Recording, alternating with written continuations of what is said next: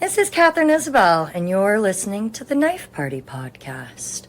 I hope you enjoy it, because I don't. Groovy.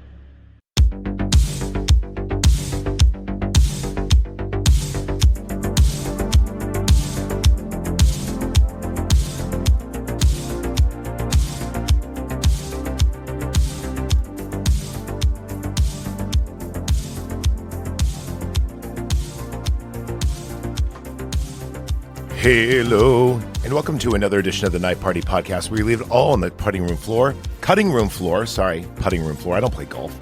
Anyway, today is a take two of what I attempted to do yesterday, but I got, because it's 4th of July weekend and everything, incredibly intoxicated, and the audible was just not usable. And also, I found out some new information that's actually going to change my Mount Rushmore, my top 4, if you will, of the best Independence Day movies. And I'm going to let all the guest speakers that want to join in talk in just a second. But first, I need to take care of some business, pay some bills, if you will. This show is brought to you by our Patreons. Patreon.com/KnifePartyPod is where you go for only $5 American. Not only can you sign up for this show early and often and ad-free, but you will also get other shows like what, as I pre-mentioned, shows I get too intoxicated on. That's called Knife Party After Dark. You also get a show called Slimemark Radio, where it's your community talk radio. It's good old-fashioned shock jockery. It's a lot of fun. And then my video game podcast, which is called Midnight Ramen. I know I haven't done a lot of episodes recently, and that's because I'm actually researching for these episodes. I'm actually working on 3 at the same time.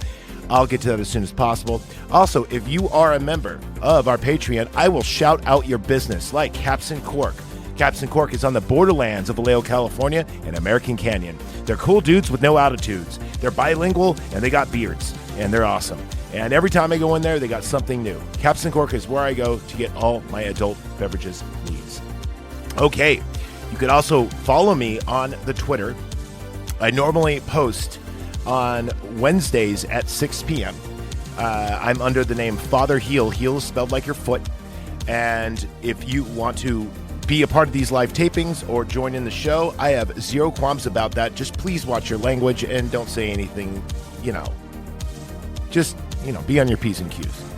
This is not FCC regulated, but let's pretend it is. People tend to have more intelligent conversations when there's not a bunch of 4-letter words flying out of their mouth. So there you go. Not that I'm opposed to that, but still. Okay, you could also shoot me an email I'm at yahoo.com. That's knifepartypod at yahoo.com, because I keep it old school. If you got any recommendations for movies or something I should cover, then I'll get right on that. And also be sure to check out our sister podcasts like Suns and Shadows, 0 Point Reviews, Good Times, and also if you're into collectibles, go check out Hoodcast AF, my former co-host from Slimemark Radio, and we still do episodes together, Jonathan Fallen, who just happens to be my brother cousin, and that's a long story, and I'm not going to get into it. Anyway, welcome to the show, everybody. So today, we're talking Independence Day movies, and before I get into my top 4, I'm going to give some honorable mentions, because at first, this started as I was just going to be doing kind of like war movies or patriotic movies, and then I kind of thought about it a little bit more, and I flipped the script a little bit. Because I thought for war movies, it's kind of more of like a Memorial Day or a Veterans Day kind of thing. And, I totally respect our military and our troops and everything else like that. And I'm going to do one of those in the future. But Independence Day movies is a little bit different. It's kind of like, what's a summer blockbuster? But what is 4th of July, related or adjacent? So anyway, here goes my honorable mentions before I go into my top 4. Okay, honorable mention, Full Metal Jacket. Everyone has the same qualms with this movie. The opening scene, the opening act, the boot camp act, is probably better than the rest of the movie. I do agree with this. A lot of people hate the rest of the movie. They just watch the boot camp scene and turn it off. I'm not one of those people. I think the whole movie is good. However, I will agree that after, Army is out of the picture and we don't get to see Private Pile anymore, it kind of does go from a lull. And the funny thing about that is this whole movie, Stanley Kubrick's, a lot of people call it his masterpiece. I don't know. I think Shining's better. But a lot of people think that, this whole movie was kind of like written out. It wasn't. Like the whole scene in the beginning, the whole boot camp scene was actually added afterward because Arlie Ermy, it's hard to say his name. He was so good that they just used him and said, shoot, we have more movie here. So he was actually hired to train them as soldiers so that way it was more authentic, but it ended up actually being a part of the film itself. And they said, screw it, let's film more of this and use more of this. And it turned out to be amazing. It's kind of like playing jazz, I guess. Usually Mr. Kubrick is very, very calculated in how he does movies. And this is probably one of the only movies that he's ever done where he totally went off script. And it's probably why it's a lot of people's favorite. Private Joker is one of my favorite characters in any war movie. And I do enjoy it. It was one of my teen watches early on. I remember when we got HBO. It was, and that's going to come up again later. When we had our HBO free trials, we get those every once in a while. In the 90s, HBO would usually give you like a weekend or a week of free HBO during their low periods. So like twice a year, you'd usually get it in the dog days of summer. They would, especially because a bunch of summer movies came out. And I remember watching this as a 11-year-old boy and going, damn, is military really like this? And I remember my grandfather at the time said, no, it was actually worse. He was actually in the Marines. He just missed Korea, and he was pretty hard because he told me, darn, I just missed Korea. Like, he actually wanted to go to Korea and kill people. Anyway, that's my family. Moving on. So another honorable mention is going to be, of course, Saving Private Ryan. It's a great movie. It probably is my favorite is it my favorite Steven Spielberg movie? He's going to come again later on. Totally a great patriotic movie. It's all about human sacrifice and everything else like that. It's a really damn good movie. All the actors are terrific in it. There's some horrible, terrific scenes, gory scenes. I mean, this movie has more gore in the beginning of the in the Normandy scene probably than most of the Friday 13th. Just heads up. I do know, speaking of my grandfather, I did watch it with him. It's funny because I didn't even hang out with him that much, but like I just, for whatever reason, like whenever there's a war movie on, he tend to be in that chair. And he was gripping the chair like he was giving birth. You could tell it totally brought him somewhere. So anyway, very realistic, except for when in the beginning, it always bothers me watching this movie. You never throw a grenade to your friend to throw again. That's a big no-no. I don't know why that made it past the final cut. A lot of people say Band of Brothers, which was the kind of offshoot of this movie, people say it was better.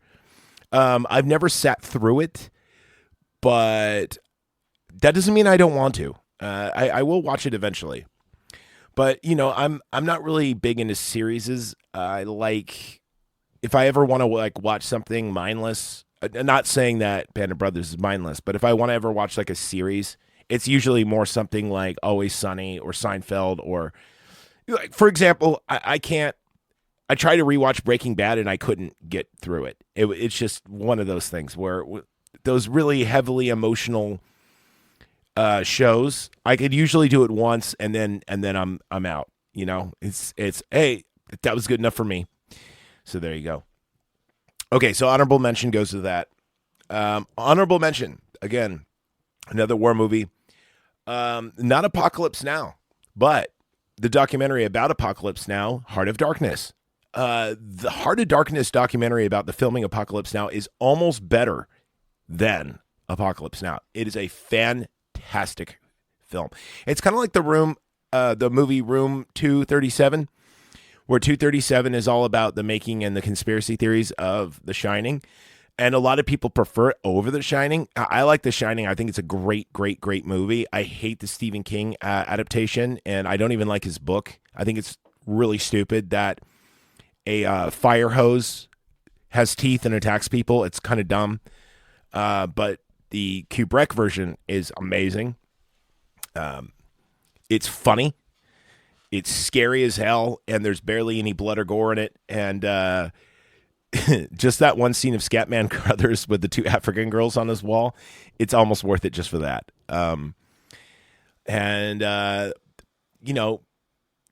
Anyway, I do like Stanley Kubrick, but clearly.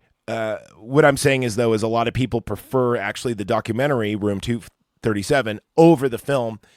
And I do prefer the documentary Heart of Darkness over Apocalypse Now. I think Apocalypse Now is totally overrated. And I like its unfeathered, unmentioned sequel better. And that's another honorable mention, which is Platoon. Platoon is amazing. It is one of the best war movies ever. And the funny thing about this movie is that not only Charlie Sheen and Emilio Estevez, who are brothers, they were actually fighting over the role of this movie. When actually to both of them. And Emilio Estevez was actually supposed to grab it, but Charlie Sheen, for whatever reason, just like got the role. I don't know why. If you ask me, they're both really good actors. I like Emilio Estevez better. I think he's way more intense as an actor. I mean, if I could watch Repo Man every day, all day, and twice on Sunday, it is such a great movie. And without that, and Harry Dean Stratton, the movie kind of, well, Light's really cool in that too. I forgot that actor's name. But that's what Rotten Tomatoes is for. So go there if you want all their names. But anyway. Okay, so yes, Platoon's great. But of course, the acting in Platoon is so great. Like the relationship with Barnes, the whole dance scene. Like that movie is powerful. The only funny thing about it is like he's writing his grandmother the whole time, which is kind of, it's weird to me that out of everybody a soldier would write to would be their grandmother. But I don't know. That always throws me a little bit. I don't know why it does, but it does. But it also just develops such a good claustrophobia and story and you know, with the tunnel crawling and even the sabotaging of one said feet so they can get discharged. It's a great movie. If you haven't seen Platoon in a while, go see it. Really, honestly, it does hold up. And it doesn't even have 80s cheese. It is a very accurate movie. I would think out of all my war movies, it is my second favorite. And that brings me to my next honorable mention, which, again, is a war movie. And that would be Black Hawk Down. It's The Undertaker's favorite reason for a movie. It starred Orlando Bloom when he was hot, but just kind of like executive decision. He's actually eliminated in the first, act of the movie. This movie has a great soundtrack. Visually, it's stunning. The acting is great. It's got the bad guy from The Patriot in it. It's got the guy who played Hoop. The soldier that plays Hoop. I forgot the actor's name. But he's anyway, everyone in this movie is fantastic. And it is probably, if you've ever been to a gun range, the most realistic, about how things sound and how weapons function. It is very, very accurate. And it's really sad. But the thing, it's very patriotic in a way because it's, the whole thing is leave no one behind. And it doesn't matter if it creates a military blunder.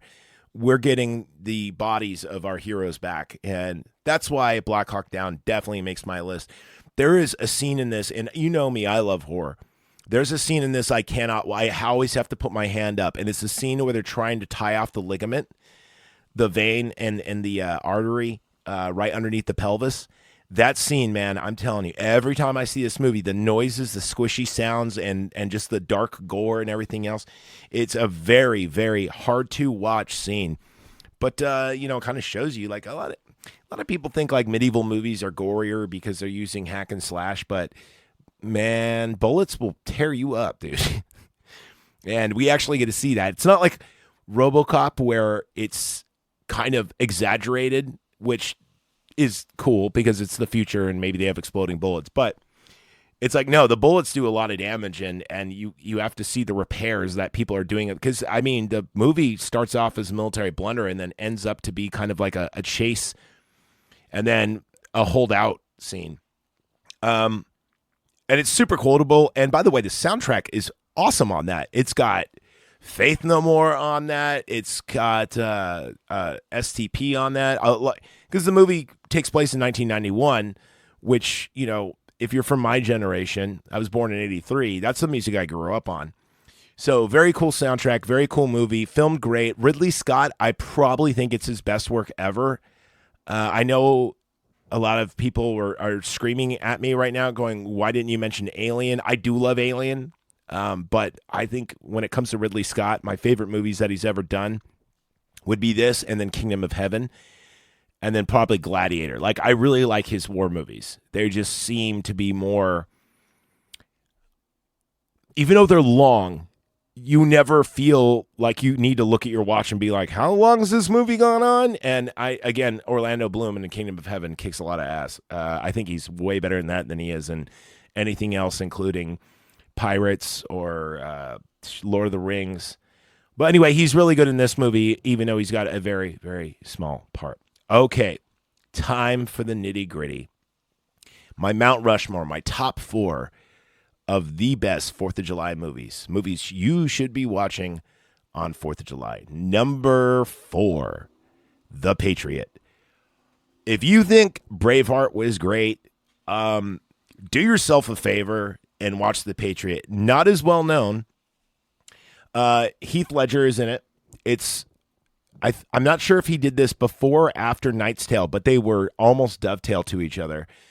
It also stars the bad guy in The Patriot, by the way. I'm gonna look up his name in just a second. I feel bad giving out all this information without the names. Hold on. But anyway, the bad guy in The Patriot is actually the commander in Black Hawk Down. It's hard to spell and talk at the same time. Okay, yeah. Now, this only got a 62, which is criminally underrated. The Patriot, that is. The popcorn meter gave it an 81. I more agree with that. I'd give this an 85. We did review this in the Manipulative Garbage, Jason H. Okay, well, your opinion is kind of like null and void. Anyway, Jason Isaacs, that's his name. I knew it. Anyway, Jason Isaacs is the bad guy in this movie, and he is amazing in it, and he makes you want to watch the movie. And it's kind of funny because it's like you have like 2 dominant alpha males with piercing fucking blue eyes and brunette hair, just like fighting to the nitty gritty. And they're both beautiful men. I love to see this movie. Heath Ledger does an outstanding performance in it as well. This is actually when I started respecting him a lot. I know like everyone kind of, got on his jock during Dark Knight. I thought it was really good though. This is not a yearly watch for me, but I remember when this did come out, I watched the hell out of it. This came out in 2000, and I remember discovering it later in that year, and it was I'm not going to say weekly watch, but definitely a monthly watch. But tons of graphic scenes. We get to see cannonballs take off people's legs. Of course, Mel Gibson fights in a what they call guerrilla warfare kind of style. So he's chopping people up with a tomahawk and a knife. It's good times. Yeah, this is directed by Roland Emmerich, but a lot of people say this was actually directed by Mel Gibson because Mel Gibson said he would never act and direct a film ever again after Braveheart. And that's why, a lot of Mel Gibson's movies they don't star him anymore because he said it's just too much to do.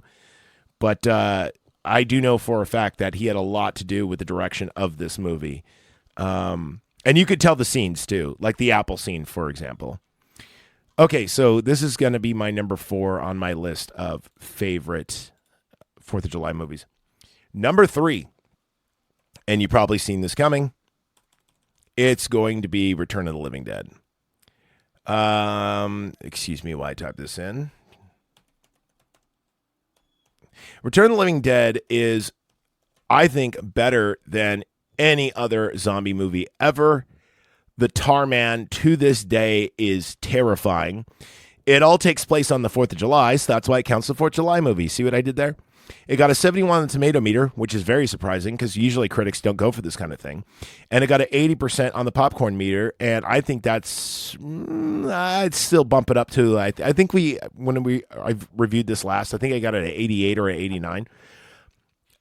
This is a fun movie. It is a comedy. It's in the vein of, say, like Evil Dead 2 or Blood Diner, but way better than Blood Diner. We're going to be reviewing that next week, by the way. I just rewatched it, and I have thoughts. And anyway, back to Return of the Living Dead. The funny thing about this movie is that the sequel actually stars the same people. So Burt Wilson is in this, and Don Cafia, I think. Yeah. Anyway, this movie's very clever. It's really cool. It takes a spin.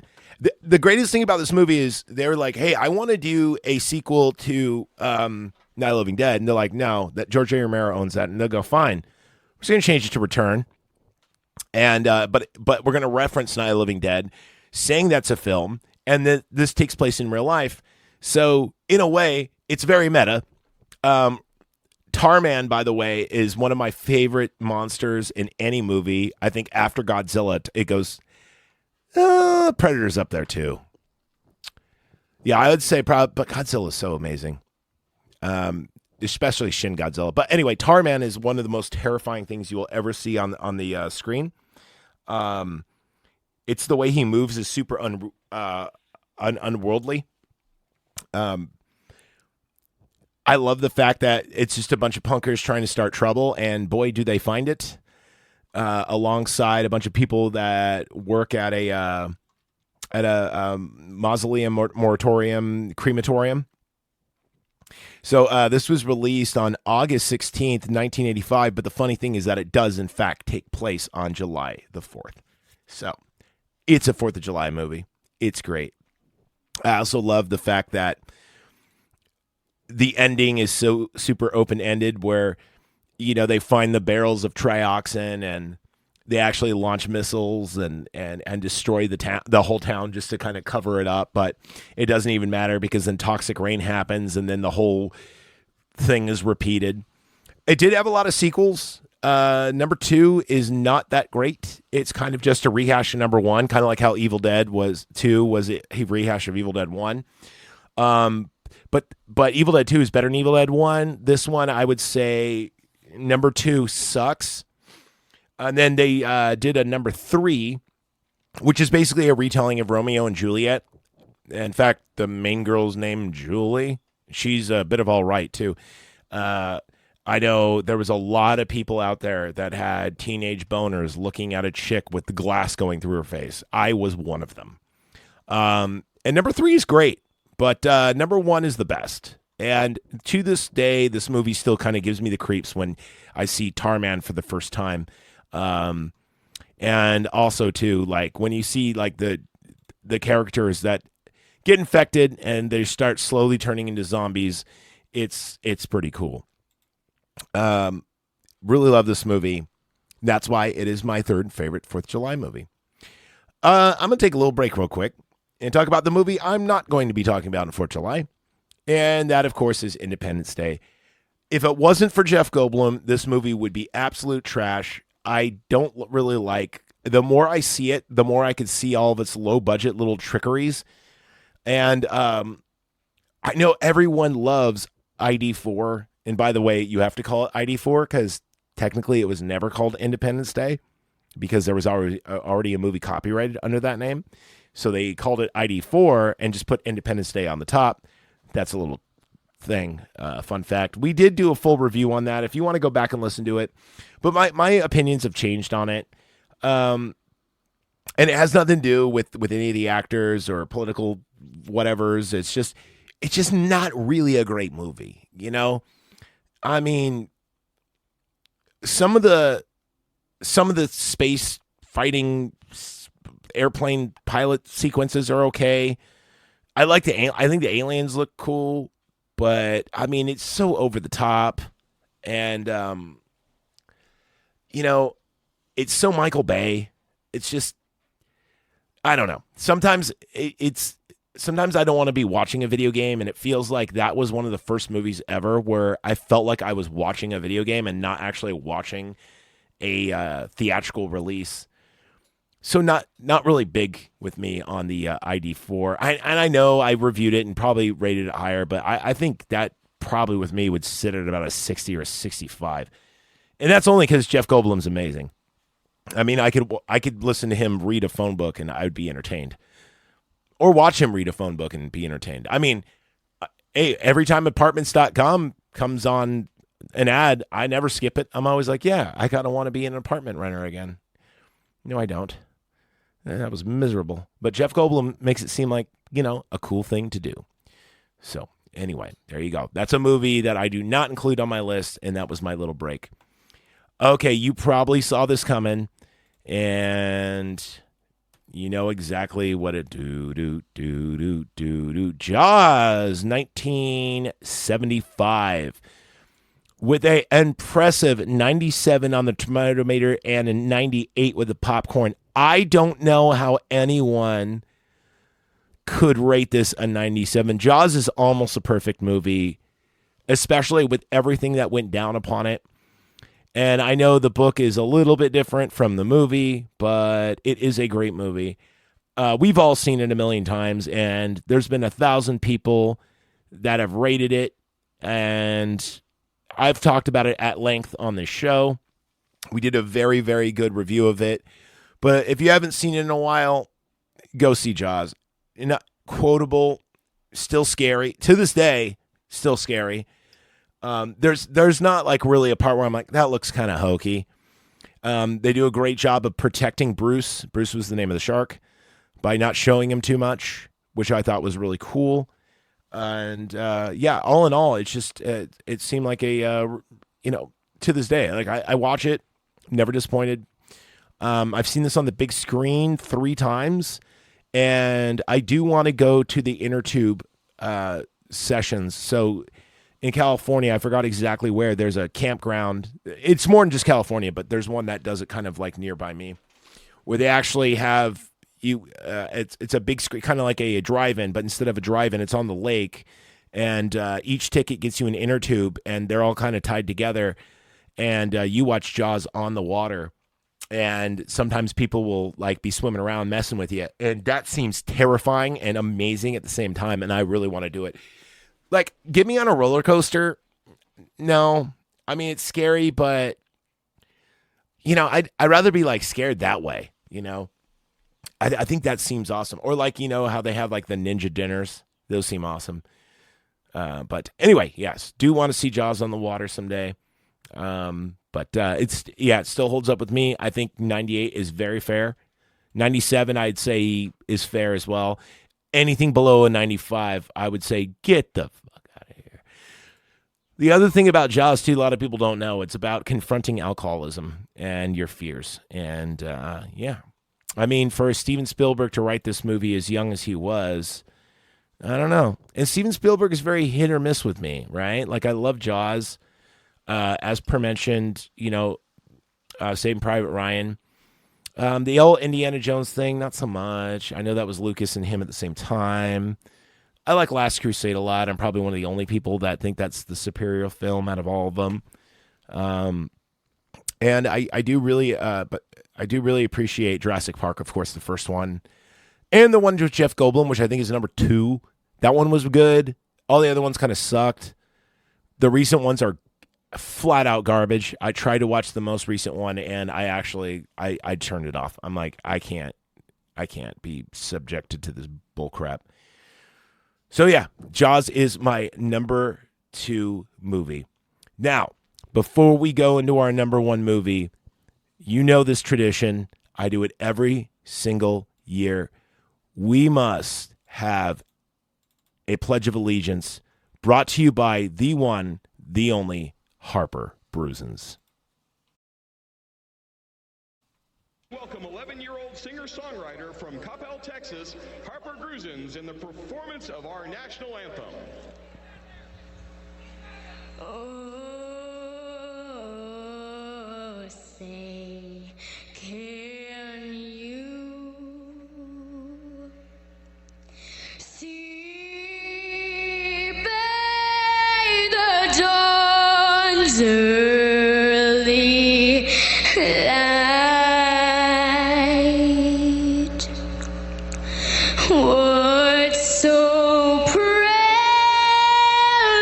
we hailed at the twilight's last gleaming, whose broad stripes and bright stars through the perilous fight.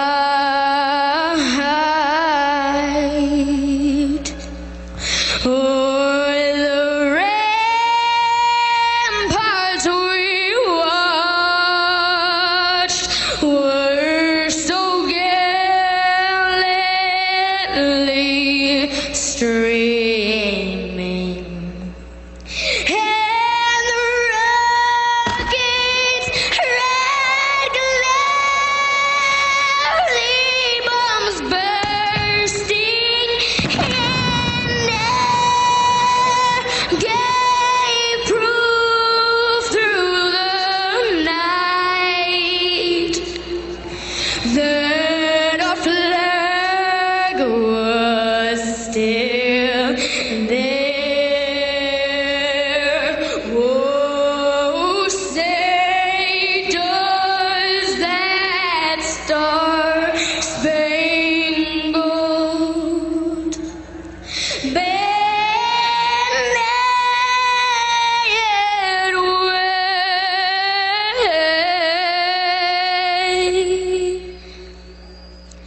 in the land of the free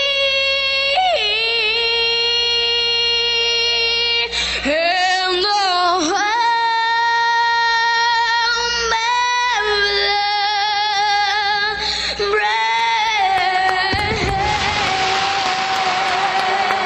How about that? How about that a way to set the scene tonight? Biggest game of the season. Okay, I don't care what anyone says. I think Harper Brusins is a great singer. Our number 1 4th of July movie, and believe it or not, yes, this is a 4th of July movie. Its release date, 30 years ago today, I think, or 32, something like that. Hold on.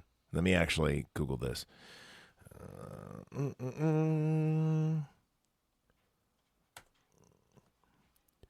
Yep, 32 years ago today, this movie was released. So it is, in my mind, considered a 4th of July movie.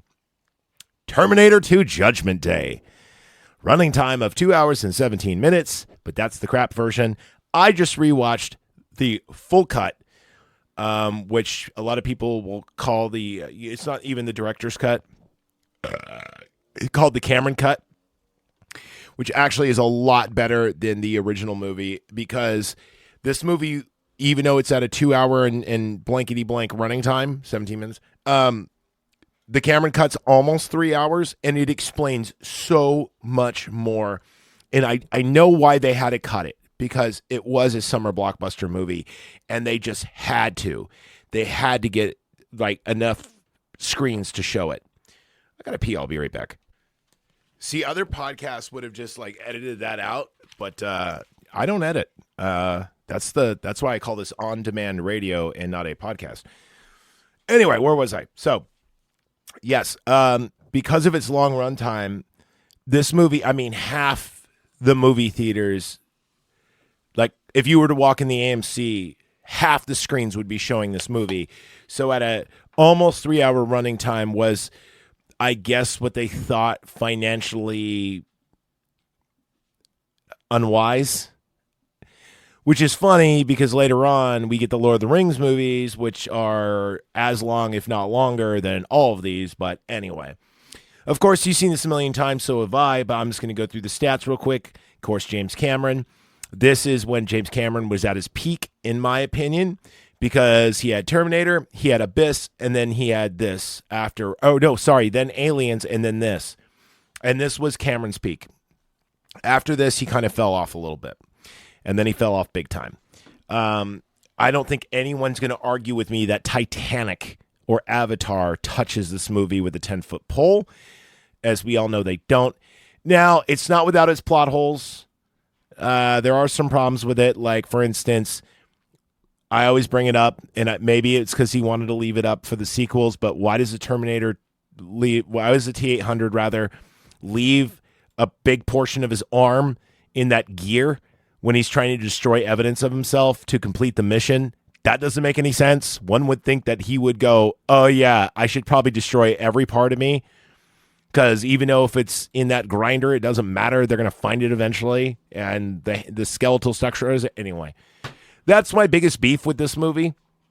So, this gets a 90 with critics, which I think is terribly underrated. I would give this at least a 95, and that's what the popcorn meter gave it. So good on the audience. And that's really the only score that matters anyway.